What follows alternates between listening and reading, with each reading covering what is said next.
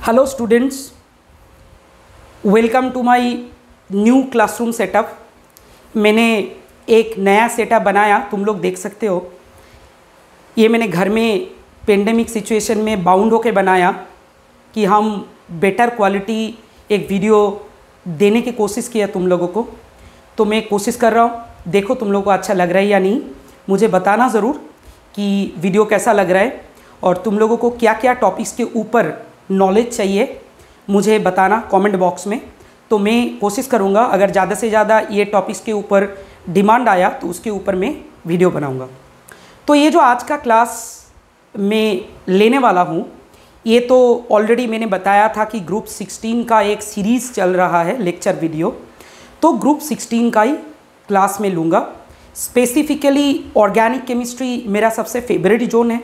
Organic का बहुत सारा वीडियो मेरा चैनल पे है, मैं इन फ्यूचर मैं बनाते जाऊंगा। और मैं ड्यू टू सम रीज़न कुछ दिनों में इरेगुलर था, तो अभी मैं कोशिश करूंगा कि वीक में मिनिमम 3 वीडियो मेरा चैनल में डालने के लिए। मैं मिनिमम बोला, अभी डिपेंड होता है कि चलो मैक्सिमम कितना होगा उसके ऊपर देखा जाएगा, ठीक है। और लेक्चर स्टार्ट करने से पहले मैं बताऊँगा कि ये जो सेटअप मैंने बनाया, मैं एक्चुअली स्टूडेंट के डिमांड पे बनाया।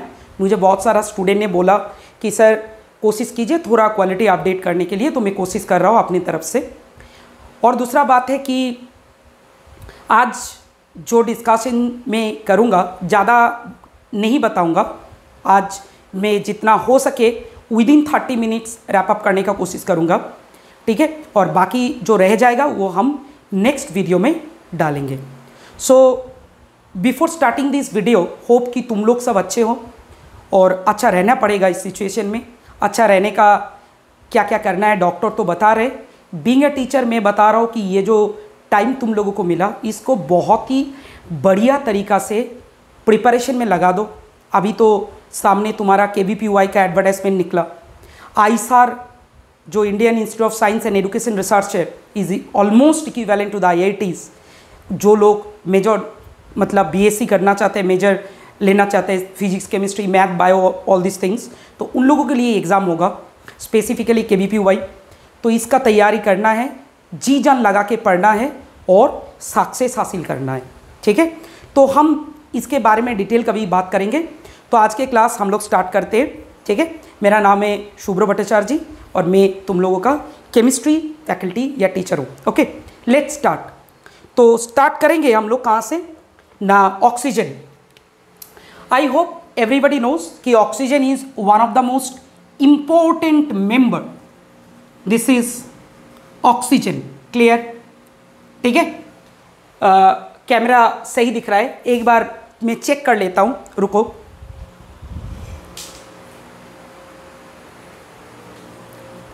Yes, it is clear, ठीक है। तो ये ऑक्सीजन का बात है, सबको पता है। इसका जो फॉर्मूला है या तुम बोल सकते हो सिंबल, दैट इज़ O2। और हम सभी को पता है कि ये ग्रुप 16 मेंबर है। देखो मेरा हैंड राइटिंग उतना खास नहीं है, उतना अच्छा भी नहीं है, लेकिन तुम समझ पाओगे, ठीक है। ये मेरा एक क्या बोलूँ, ये मेरा एक नेगेटिव दिख है। इसके लिए मैं घर में अभी भी इतना बड़ा हो गया फिर भी डांट खाते रहता हूँ कि तेरा स्टूडेंट का हैंड राइटिंग तेरे से अच्छा है, and I am sorry for that. I am trying to improve all this things. हाँ, डेफिनेटली मेरे क्लास में चाय तो ज़रूर रहेगा, क्योंकि विदाउट टी मेरे अंदर से केमिस्ट्री निकालता ही नहीं है, ठीक है। ठीक है, चलो तो एक काम करते हैं, ऑक्सीजन। ऑक्सीजन के बारे में एवरीबडी नोज, सबको पता है कि ऑक्सीजन कितना एक इम्पॉर्टेंट एलिमेंट है। तो पहले हम सभी को पता करना है कि एयर में कितना ऑक्सीजन है। एयर में जो ऑक्सीजन रहता है उसको हम 2 तरीक़ा से क्लासीफाई करते। एक करते हैं नंबर 1, एक करते हैं बाय वॉल्यूम, ठीक है। ये लगभग अप्रॉक्सीमेटली 21% के आसपास आता है। और एक होता है 2 नंबर, ठीक है, जो हम बताएंगे बाय वेट। ये लगभग तुम्हारा कितना आ जाता है, ये लगभग आ जाता है 23% के आसपास, ठीक है। तो मैंने क्या बताया, एक तो बताया कि बाय वॉल्यूम और एक बताया तुम्हारा बाय वेट, ठीक है। तो ये दोनों इंपॉर्टेंट है, पहले पता होना चाहिए। मतलब एयर पे बाय वॉल्यूम तुम्हारा ऑक्सीजन है 21%, किसी किसी बुक में 20.5 और 20 पॉइंट समथिंग लिखा रहता है। गर्मी बहुत ज़्यादा है इसलिए हैंडकरचीफ यूज़ करना पड़ रहा है बार बार, और मैं कोई वो जाने माने मतलब टीचर नहीं हूँ कि मेरा रूम एसी है, तो थोड़ा इसको एडजस्ट कर लेना है। Okay chill. चलो, तो बाय वॉल्यूम 21%, बाय वेट 23%। कौन है? ऑक्सीजन है। कहाँ पे है? एयर पे है। तो ये जो लेक्चर होगा ये on the basis of competitive exam और बोर्ड पे भी काम पे आ जाएगा। कोई भी बोर्ड तुम बोल सकते हो ऑल ओवर द इंडिया। मैं सीबीएसई को फॉलो करके ये बता रहा हूँ। अभी बात है लेबोरेटरी में जो ऑक्सीजन प्रिपेयर होता है उसका कुछ इक्वेशन में दिखाऊंगा। मैं जो प्रिपरेशन प्रोसेस है किसी भी बुक में मिल जाता है, उसको इधर बोल के टाइम वेस्ट करके कोई फ़ायदा नहीं है। तो चलो, lab method for the preparation of O2 इसको हम बताएंगे। शायद तुम लोगों ने इसका स्क्रीनशॉट ले लिया, ठीक है, हो गया, ले लो चाहिए तो। 21% बाय वॉल्यूम, 23% बाय वेट, ठीक है। तो चलो नेक्स्ट पॉइंट हम लोग जो बताएंगे that is lab method for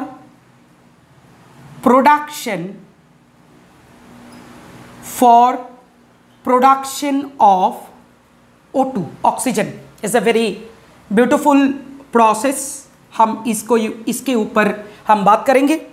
तो इसका मैं दो इम्पॉर्टेंट इक्वेशन के बारे में मैं बताऊंगा, ठीक है।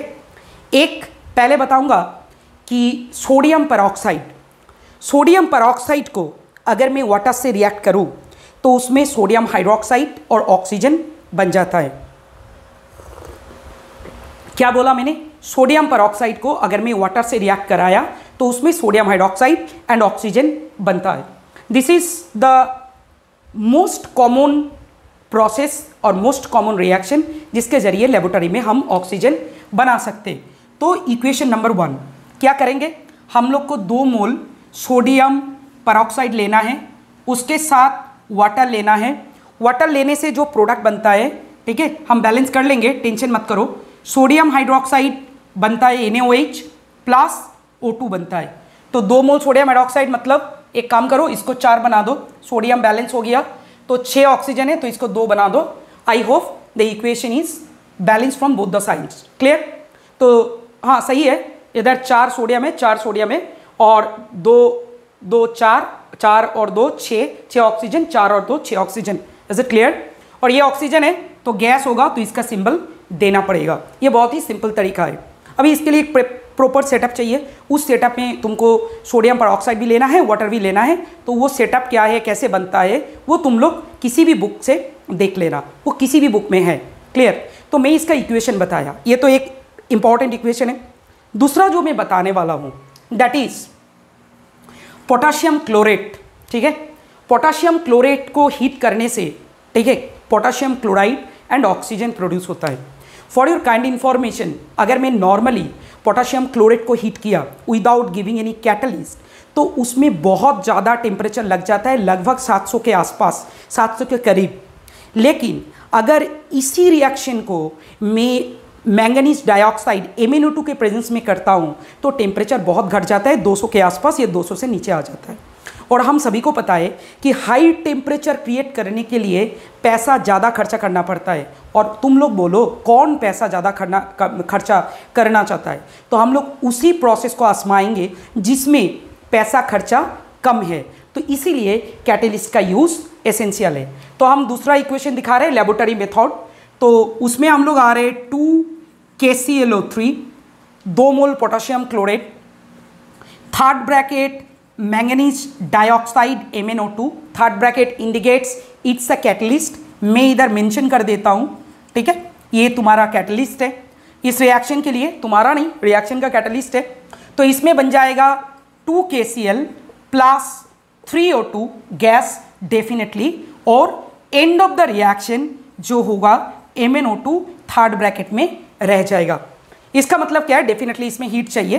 क्लियर? हीट इसमें मेंशन करना है क्योंकि हीट डिपेंडेंट रिएक्शन है। हाँ, तो ये जो रिएक्शन तुम दोनों देख रहे हो ऊपर, मतलब दो रिएक्शन देख रहे हो, ये दो reaction is very famous for laboratory preparation of what, for laboratory preparation of oxygen. Clear, बात सबको समझ में आ गया होगा? ठीक है, एक तो sodium peroxide water, sodium hydroxide and O2, ठीक है, और 2KClO3। एक बार बैलेंस चेक कर लो, I hope the equation is balanced, ठीक है, if I am not wrong. 2 mole Cl है तो 2 मोल Cl है, 2 मोल पोटाशियम और 6 मोल oxygen, 6 mole oxygen is very fine. Okay, तो ये अब मेरा बात है कि 2KClO3 को मैंने MnO2 के प्रेजेंस में हीट डाला, MnO2 ऐड किया इसीलिए टेम्परेचर कम देने पड़ रहा है, ठीक है, कम लग रहा है। MnO2 is behaving like a positive catalyst. Okay, positive catalyst मतलब क्या है? जो रिएक्शन रेट को क्या करता है? एक्सीलरेट कर देता है। तो उसके आसपास में जो एक्सटर्नल क्राइटेरिया है वो क्राइटेरिया थोड़ा कम देने से चल जाता है, ठीक है, तो खर्चा कम होता है। तो इसके बारे में हमको जल्दी प्रोडक्ट मिलेगा, खर्चा कम होगा, एवरीथिंग इज देयर, तो इसीलिए हम लोग कैटलिस्ट इस्तेमाल करते हैं। और कैटलिस्ट का सबसे बड़ा बात है कि वो कोई इंसान की तरह नहीं है कि किसी के अंदर घुस जाता है तो वो निकालता ही नहीं है, ठीक है, उसके अंदर एकदम सब कुछ में वो चिपक जाता है। कैटलिस्ट उसका काम बहुत अच्छी तरह से पहचानता है, वो अंदर जाएगा रिएक्शन के अंदर, उसका काम करेगा, रिएक्शन में विदाउट एनी इन्वॉल्वमेंट रिएक्शन के बाहर चला जाएगा। तो आदमी को भी कैटलिस्ट जैसा बनना है तो उसमें सबका भलाई है। ओके, चलो थोड़ा सा मैंने मजाक कर दिया, कोई बात नहीं, आदमी तो इंसान ही होता है। तो ये तुम्हारा 2 इक्वेशन है लेबोरेटरी मेथड का, ठीक है। अभी मैं एक चीज़ बताऊंगा, ठीक है, तो छोटा छोटा पॉइंट करके बोल रहा हूँ। ये जो तुम्हारा ऑक्सीजन है, ऑक्सीजन तो नेचर में बहुत है, तो इस ऑक्सीजन को अगर तुम एयर से इसको लेना चाहते हो तो तुम एयर को लिक्विफाई कर सकते हो। क्या कर सकते हो? मैं कैटलिस्ट डाल दिया अंदर, एयर को लिक्विफाइड कर सकते हो, ठीक है। तो एयर को लिक्विफाई करने का, एयर को लिक्विफाई करने का जो तरीका है वो मैं अभी बताऊंगा। ये एक्चुअली थर्मोडायनेमिक्स का मैटर है, ठीक है, थर्मोडायनेमिक्स में ये पढ़ाया जाता है। मैं अभी उसके बारे में डिटेल नहीं बताऊंगा, मैं उसका नाम बता दूंगा कि किस मेथड से air is going to liquefied, ठीक है। तो हम लोग ये चेक कर रहे हैं कि एयर को लिक्विड में कन्वर्ट कर देंगे via air is going to convert into liquid Bhaya JT expansion. ये जेटी एक्सपांशन में जानबूझ के शॉर्ट फॉर्म डाला, ठीक है, जानबूझ के मैं शॉर्ट फॉर्म डाला। तो ये इसका फुल फॉर्म क्या है? जेटी का इसका फुल फॉर्म है जूल, ठीक है, सॉरी, इसका फुल फॉर्म है, एक सेकेंड में अच्छा करके लिखता हूं, इसका फुल फॉर्म है जूल थॉमसन एक्सपांशन।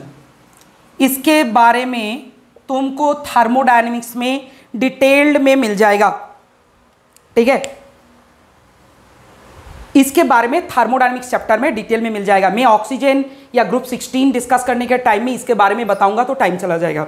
तो हम लोगों को पता चल गया कि एयर को लिक्विड में कन्वर्ट करेंगे, air is going to convert into liquid Bhaya JT expansion. JT expansion का जो तुम्हारा फुल फॉर्म है वो सिंपली जूल थॉमसन एक्सपांशन है। क्लियर? तो इसमें होता क्या है, मैं एक वन लाइनर डाल रहा हूं, एक छोटा सा इंफॉर्मेशन, ठीक है। इसमें क्या किया जाता है, एयर को लिक्विड में कन्वर्ट किया जाता है, तो ऑक्सीजन भी लिक्विड में आ जाएगा, इसीलिए ना जेटी एक्सपांशन को हम लोगों ने यूज किया। तो इसका जो मेन प्रिंसिपल है, ये प्रिंसिपल है, मैं इसमें डाल देता हूं थर्ड ब्रैकेट में, इसको कहते हैं कूलिंग ऑफ एयर, ठीक है, cooling of air by expansion of gas in the sense air. हम लोग क्या करते हैं, एयर को, और तुम बोल सकते हो इधर गैस मतलब एयर है, एयर को एक्सपांड करके उसको तुम क्या कर सकते हो, उसके अंदर का जो टेम्परेचर है उसको तुम निकाल सकते हो। अभी तुम्हारे दिमाग में आएगा कि ये how is it possible. So to learn how is it possible you have to go through और you have to revise thermodynamics of class 11। जब हम थर्मोडायनेमिक्स के ऊपर लेक्चर वीडियो बनाऊंगा तो तुम लोगों को ज़रूर इसके बारे में बता दूंगा। अभी तक मैंने नहीं बनाया, मैं बनाऊंगा इन फ्यूचर, तो इसके ऊपर मैं बोल दूंगा। तब तक तुमको ये जेटी एक्सपांशन बुक से एक बार पढ़ लेना है। तो इधर क्या है मैंने बताया, मैं शॉर्ट कर देता हूँ। एयर को तुम लिक्विड में कन्वर्ट कर सकते हो via Joule Thomson expansion, JT expansion. Very good. तो जेटी एक्सपांशन का मतलब है Joule Thomson expansion, full form मैंने बताया। और मैंने बोला कि कूलिंग ऑफ एयर हम लोग करते बाय हाउ ना, by expansion of gas. Gas को एक्सपांड करके हम कूलिंग कर सकते हैं। किसका कूलिंग ना, एयर का। तो एयर का अगर हम कूलिंग कर देंगे तो डेफिनेटली ऑक्सीजन भी क्या हो जाएगा ना, लिक्विड में कन्वर्ट हो जाएगा। तो ये प्रोसेस से छोटा मोटा क्वेश्चन तो ज़रूर बन जाता है। गर्मी बहुत है, तुम देख सकते हो बहुत पसीना निकाल रहे हैं। ठीक है, चलो कोई बात नहीं। अभी हम लोग देखेंगे कि ये जो ऑक्सीजन है ना, इसका तो एप्लीकेशन क्या है सभी को पता है। जो साइंस से बिलोंग करता है उसको पता है, जो साइंस से बिलोंग नहीं करता है उसको भी पता है। एवरीबडी नोज कि इस दुनिया में ऑक्सीजन का रोल कितना वाइटल है। ठीक है, इवन ये जो कोरोना सिचुएशन हुआ पेंडेमिक में, जो सेकेंड वेव आया, इसमें तो सबको और भी ज़्यादा पता चल गया भाई ऑक्सीजन कितना इंपॉर्टेंट है। ठीक है, क्योंकि ऑक्सीजन ट्रेन पे ऑक्सीजन सप्लाई हो रहे one place to another place. ठीक है, ऑक्सीजन का कमी हो गया था, तो वो वाला ऑक्सीजन मेडिकल ऑक्सीजन है। इंडस्ट्रियल ऑक्सीजन थोड़ा अलग होता है, मेडिकल ऑक्सीजन ज़्यादा प्योर होता है। ठीक है, तो यही बात है। तो हम लोग उसके बारे में नहीं पढ़ेंगे, मैं just in context with the use of oxygen में ये चीज़ बताया। तो देखो, ब्रीदिंग छोड़ के भी इंडस्ट्री में हम ऑक्सीजन को बहुत सारे चीज़ों में यूज़ कर सकते हैं। जैसे सोचो, तीन इम्पॉर्टेंट केमिकल बनाने के काम पे ऑक्सीजन आता है। जैसे मैं अगर बताओ कि सल्फ्यूरिक एसिड किस प्रोसेस से बनता है, एवरीबडी नोज सल्फ्यूरिक एसिड बनता है कॉन्टैक्ट प्रोसेस के जरिए। तो कॉन्टैक्ट प्रोसेस में जो सल्फर ट्राइऑक्साइड बनता है, वो सल्फर ट्राइऑक्साइड एक्चुअली बनाने के लिए ऑक्सीजन चाहिए होता है। दूसरा बात है नाइट्रिक एसिड बनता है ऑसवाल्ड प्रोसेस के जरिए, ये ऑसवाल्ड प्रोसेस में भी ऑक्सीजन चाहिए होता है। Third, chlorine is one of the most important chemical substance. Industrially, chemically, हर किसी चीज़ में क्लोरीन का ज़रूरत होता है। सल्फ्यूरिक एसिड का इंपॉर्टेंस मैं तुमको अभी बताने वाला हूँ। तो ये जो क्लोरीन बनता है इसका नाम है डिकाउंस प्रोसेस। तो ये डिकाउंस प्रोसेस में भी तुम्हारा ऑक्सीजन ज़रूरत होता है। तो इसके बारे में भी हम बताएंगे कि ये तीनों इक्वेशन में, मतलब तीनों प्रोसेस में जो मेन इक्वेशन इन्वॉल्व होता है, इसके बारे में बताएंगे। फॉर योर काइंड इन्फॉर्मेशन मैं तुम लोगों को बताना चाहूँगा, किसी देश का डेवलपमेंट जो होता है उसका एक इंडेक्स निकालता है। तो वो डेवलपमेंट चेक करने वाला इंडेक्स में ये भी आ जाता है कि कौन सा देश कितना साल भर में कितना सल्फ्यूरिक एसिड प्रोड्यूस करता है। क्योंकि sulphuric acid is mainly used for the preparation of artificial fertiliser. तो ये जो आर्टिफिशियल फर्टिलाइजर है, इसको बनाने के लिए सल्फ्यूरिक एसिड चाहिए। ठीक है, शायद तुम लोगों को पता होगा। तो अभी बात है कि फर्टिलाइजर बनेगा तो fertiliser is directly related to the agriculture and agriculture is related to the human development. Clear? तो इसीलिए ये माना जाता है कि जो कंट्री बहुत ज़्यादा सल्फ्यूरिक एसिड प्रोड्यूस करता है, मतलब उसका ये केमिकल, मतलब सिर्फ केमिकल इंडस्ट्री में बोल रहा हूँ कि रिसर्च में या केमिकल लैबोरेटरी में यूज़ होता है, ऐसा बात नहीं है। फर्टिलाइजर बनाने के काम पे आ जाता है। That is quite interesting. इसके बारे में बहुत सारे को पता नहीं है, मैंने तुम लोगों को मैंने बता दिया। Okay, very good. तो हम अभी ये mainly according to the requirement of students में इन तीनों का इक्वेशन तुम लोगों को बताऊंगा। फर्स्ट हम बताने चाहेंगे कॉन्टैक्ट प्रोसेस। ठीक है, कैसे कैसे ये इन्वॉल्व होता है। तो फर्स्ट वन है कॉन्टैक्ट प्रोसेस। ठीक है, इसमें हम लोग क्या करते हैं, सल्फ्यूरिक एसिड बनाते हैं, लेकिन फास्ट में ही सल्फ्यूरिक एसिड नहीं बनता है। तो हम लोग इसको कहते हैं ट्वाइस सल्फर डाइऑक्साइड प्लस इसमें हम लोग O2 डाल देते हैं, O2 के ऊपर प्लैटिनम एंड एस्बेस्टस यूज होता है, एस्बेस्टस, एंड फाइनली हम लोगों को जो मिलता है सल्फर ट्राइऑक्साइड। क्लियर? तो ये जो तुम्हारा सल्फर ट्राइऑक्साइड है, ये sulphur trioxide is actually needed in contact process for the preparation of sulphuric acid. तो ये तुम्हारा कॉन्टैक्ट प्रोसेस का बात हो गया। दूसरा, तो ये जो तुम देख रहे हो ऑक्सीजन इसमें यूज हो रहा है, वेरी इंपॉर्टेंट पार्ट। दूसरा है ऑसवाल्ड प्रोसेस, याद रखना भाई, ऑसवाल्ड को कोई कोई ऑस्टवाल्ड कह देते हैं, इसमें टी साइलेंट है, याद रखना, ठीक है। मैं एक छोटा सा चीज़ तुम लोगों को बता दिया, हम लोग बड़ा होके भी बहुत सारा गलती कर देते, मैं बहुत सारा टीचर को भी बोलते हुए सुना ऑस्टवाल्ड प्रोसेस, ठीक है, शायद मतलब उतना कॉन्सेंट्रेट नहीं करता इस चीज़ के ऊपर, तो मैंने बता दिया, ठीक है, सीख के रखना, अगर पता है तो पहले से तुमको पता होगा। तो दूसरा इक्वेशन है 4NH3 प्लस 5O2, ठीक है, इसके ऊपर प्लैटिनम यूज हो जाता है, 4NH3 प्लस 5O2, इसमें जो यूज हो जाता है दैट इज 4NO प्लस एक काम करना है 6 वाटर डालना है। ये जो NO है, NO is one of the most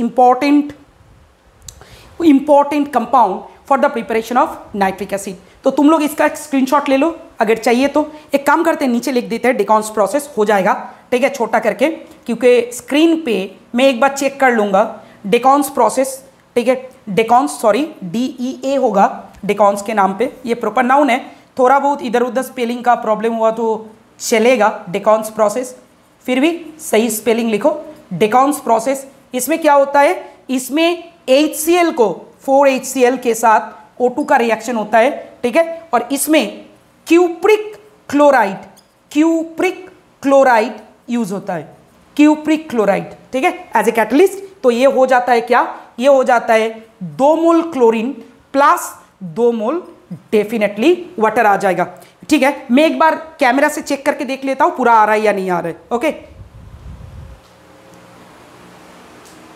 okay, बढ़िया आ रहा है, मैं कैमरा के सामने हूं, ठीक है, एकदम क्लियर आ रहा है, होप तुम लोगों को भी समझ में आ रहा है। ओके, बढ़िया, तो यही बात है।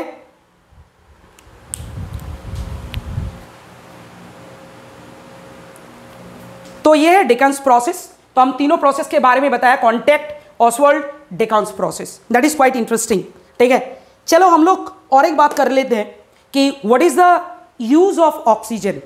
देखो भाई, ऑक्सीजन का यूज सबको पता है, वो वाला यूज हम लोग नहीं बताएंगे, हम लोग थोड़ा ऑड वाला यूज बताएंगे। तो ये यूज क्वाइट इंटरेस्टिंग है। वो यूज है कि ऑक्सीजन, शायद तुम लोगों ने लिया होगा स्क्रीनशॉट, तो ये जो बात है,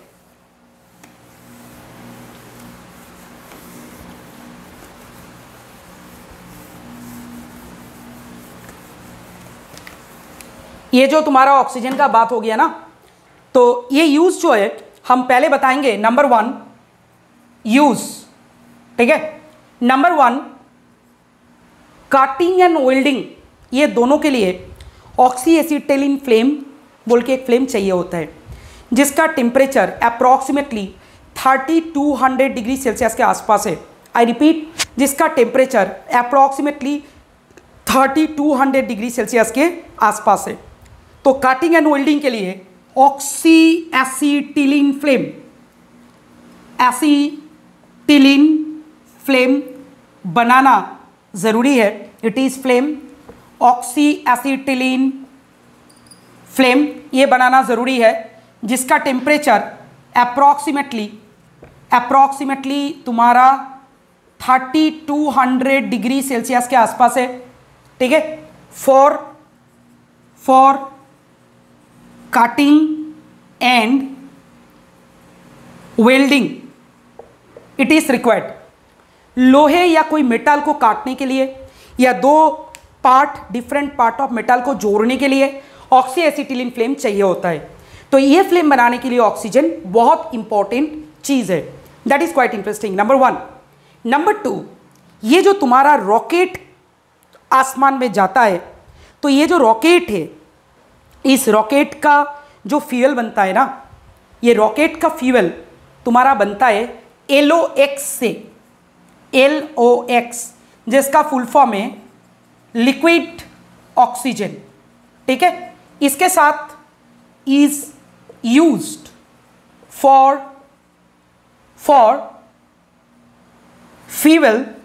fuel of rockets. Clear?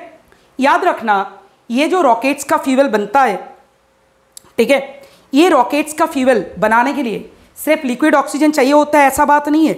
Liquid oxygen के साथ और एक केमिकल यूज़ किया जाता है, one of the most common chemical, उसका नाम है हाइड्रोजन। मैं इधर लिख देता हूँ, हाइड्रोजन का यूज़ भी होता है।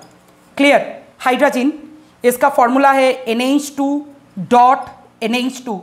यह हाइड्रोजन भी तुम्हारा रॉकेट का प्रोपेलेंट या रॉकेट का फ्यूल बनाने के लिए काम पे आता है। तो ये दोनों को एक साथ मिलाया जाता है।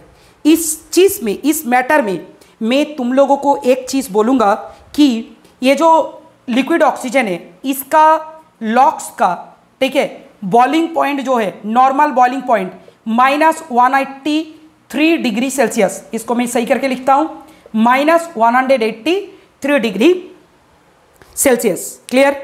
तो ये है इसका यूज़। ब्रीदिंग का काम तो है ही, ठीक है। कॉन्टैक्ट प्रोसेस में यूज़ होता है, ऑसवाल्ट प्रोसेस में यूज होता है, डेकन्स प्रोसेस में यूज होता है, सबको पता है। इवन ये जो मैंने बताया ऑक्सीएसिटिलीन फ्लेम जिसका temperature 3200 degree Celsius, cutting and welding purpose of metals, इसमें यूज हो जाता है। इवन ये लिक्विड ऑक्सीजन जिसको हम लॉक्स कहते हैं, LOX, ये यूज होता है for fuel of rockets. Actually rockets का जो फ्यूल है इसको फ्यूल से ज़्यादा प्रोपेलेंट किया जाता है। प्रोपेलेंट मतलब जो रॉकेट को प्रोपेल करता है, एक नीचे थ्रस्ट देके ऊपर उठा देता है, ठीक है। इसमें मैंने एक बताया कि हाइड्रोजन भी यूज होता है, इसके साथ लिक्विड ऑक्सीजन के साथ हाइड्रोजन भी यूज होता है। और याद रखना कि ये जो लिक्विड ऑक्सीजन है इसका बॉइलिंग पॉइंट होगा -183 डिग्री सेल्सियस। ओके, शायद ये बात तुम लोगों को समझ में आ गया। तो ये था जस्ट इंट्रोडक्शन ऑफ ऑक्सीजन। मैं आज क्लास को और आगे लेके नहीं जाऊंगा। और याद रखना कि नेक्स्ट वीडियो में मैं ऑक्साइड के बारे में बताऊंगा और बीच बीच में मैं डिफरेंट टॉपिक्स में भी वीडियो बनाऊंगा। तुम लोग सिर्फ मुझे कमेंट करते जाओ, जो जो चाहिए मुझे बताते जाओ, मैं उसके हिसाब से बनाऊंगा। मेरा अगर कुछ मोटिवेशन है तो तुम लोगों को सिखाना, और तुम लोग अगर सीख पाओगे तो मेरा जो मोटो है ये सब करने का, वो मेरा फुलफिल हो जाएगा। That is the thing. चलो आज के लिए इतना है। Tata, good bye. अच्छा रहना, अपना ख्याल रखना। फिर मिलेंगे नेक्स्ट वीडियो में।